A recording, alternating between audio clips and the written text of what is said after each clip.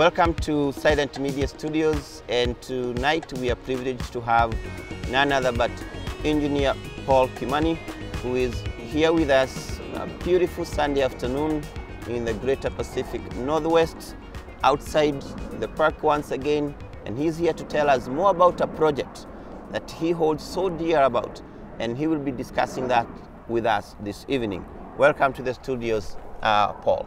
Thanks, Pastor Murang'a. I'm actually very delighted to be here with you and to, in a sense, discuss the Northern Collector Water Project, which is being constructed in Murang'a County, where I'm from. The project is called Northern Collector Water Tunnel Project. Water Tunnel Project. Exactly. And is this your brainchild? This project is being constructed by an agent called the Earth Water Service Board, which is, I would say, an organization or a branch of the Ministry of Water Development in Kenya. Okay. So, I understand you're opposed to it. Why are you opposed to it? So, let me describe the project before I tell you why I'm opposed to it. The project involves construction of a 3-meter diameter tunnel. That's like 10 feet wide, 11 kilometers long. It will take water from several rivers in Murang'a County. There are two phases to this project. Phase 1 will take water from Irate, Maragua, and Gikegi rivers. Those are the rivers in Murang'a County? Yes. And then there's phase 2, which goes to some other rivers in Murang'a. And the tunnel is anywhere from 20 meters deep to 200 meters deep. That's huge. The project will cost about 24 billion shillings. So it's a very big project, both in magnitude and cost. So it will take about 140,000 cubic meters of water every day basis from these 3 rivers, and similar amount from the other rivers when phase 2 of the project is extended. And with that kind of water being taken from the rivers, how will it affect the balancing of the water in Murang'a County per se? There is a group which is called SaveAbadeRivers.org that I belong to. So I'm working with several other colleagues. So we are opposed to the project because of first, the tunneling itself presents a danger to existing aquifers in the mountain, because once you tunnel, you intercept the flow, the routes that water takes to get to the rivers. And so there has been an environmental study that was done by the project owner, and that study predicts that some of the rivers and springs could dry up just from the tunneling itself. And then when we come to amount of water that's being taken, there are several studies, several by the Earth Water Service Board, and other studies by the Murang'a County government. And all they all have the same conclusion, that the project will pretty much deplete water from the rivers, so that, you know, to a great extent, Murang'a people will have very little water for domestic consumption, for irrigation, for industrial use, and you know, so it has that impact of creating a water deficit in the county. And are there other groups that are opposed to the same, or it's just the SaveAbadeRivers.org? So the SaveAbadeRivers.org pretty much right now is a group of people in Murang'a County who are opposed to the project. Are they in the diaspora, or they are right there in Murang'a? Some are in the diaspora and some are at the grassroots. So the people from Murang'a are really taking this as a real big issue? It's a big issue because those people who understand about the project understand that it creates a real threat to the county in terms of the water balance. Is there enough education to the locals as to the impact of this project? Because I understand you people in the diaspora may be in the know of what is going on. The local mwananchi may not know exactly what impact this has on them. What are you people doing to reach out to them, educate them make them understand in the next couple of years this will be the situation? Well, we have found ourselves at this position because the Water Service Board is required by law to inform people about the project and tell them about its benefits and, negative impacts. And have they done so? They really haven't done that. Okay. And what they really have done is, according to a report that was prepared by the Murang'a County government, is misinform people. For instance, telling people that they will be taking flood flow instead of the regular flow. So that's why we have come in and we have decided that so who misinforms the people, the Murang'a County government or the people who are responsible of telling the local mwananchi about the project? To a great extent, the county government hasn't really been involved in either educating people or not educating people. Okay.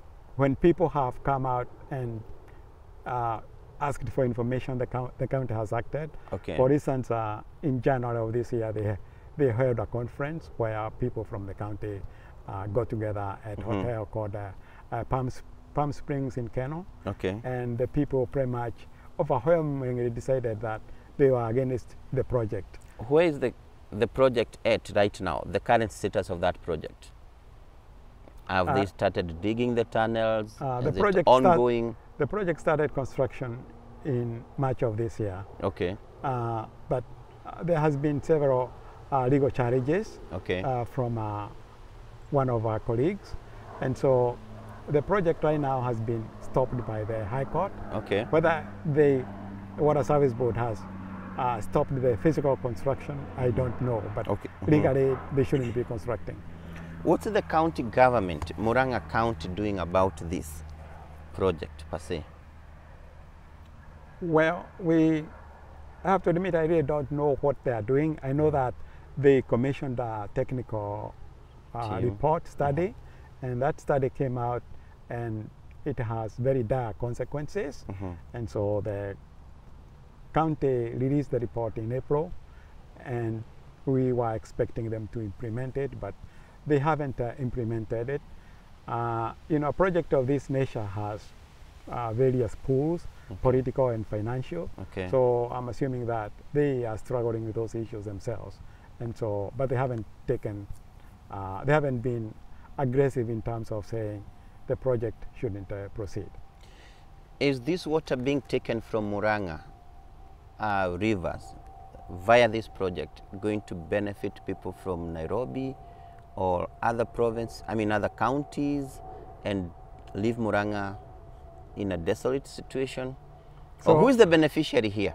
So the greatest beneficiary for this project is Nairobi Metropolitan.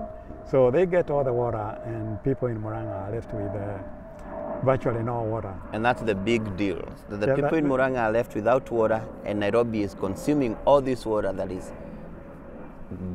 is gotten from Murang'a. And that's not really our position, because we are really not opposed to people in Nairobi getting water. Because we ourselves, we have families and assets in Nairobi. Our primary opposition is that it's not balanced. For instance, there's no balance. There's no balance, and we feel like, there's maybe other things could be done to get Nairobi the water that it needs without creating so much hardship in Murang'a County. I would like you to repeat that point once again, because at the end of the day, it is the local person, the local mwananchi, the person who can't graze their cows, the person who can't grow their coffees, who will be affected when there is no water. And I would want to hear your view on that, and specifically the impact this whole thing has on these people. So once again, our views, we pretty much, as engineers, we pretty much know what the impact is.